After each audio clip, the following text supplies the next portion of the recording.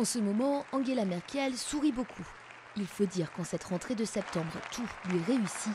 Elle est la personnalité politique la plus populaire d'Allemagne avec 60% d'opinion favorable dans les sondages et aussi la femme la plus puissante du monde selon le magazine Forbes.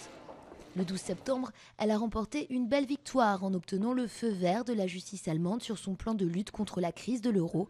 Victoire contre ses détracteurs eurosceptiques qui renforce sa légitimité de grand chef d'État européen, parfois chahuté. L'Allemagne envoie encore une fois un message fort vers l'Europe et au-delà.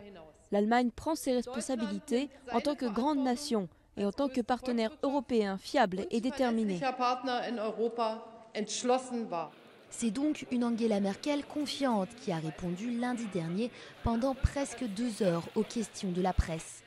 Entre deux plaisanteries avec les photographes, la chancelière a réaffirmé son attachement à l'UE et a plaidé pour le renforcement de l'intégration européenne, l'une des bases de sa stratégie de sortie de crise.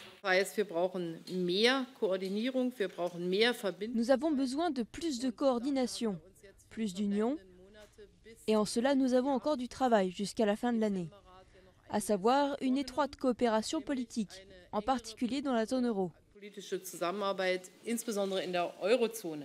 Elle a aussi trouvé un terrain d'entente avec le président français François Hollande. Étant les dirigeants des deux plus grandes économies de l'Union, ils n'avaient pas d'autre choix que de s'entendre. Ils sont arrivés à des relations cordiales et pragmatiques imposées par la crise. En ce début d'année politique, Angela Merkel a donc défini le cadre de son action pour les 12 prochains mois.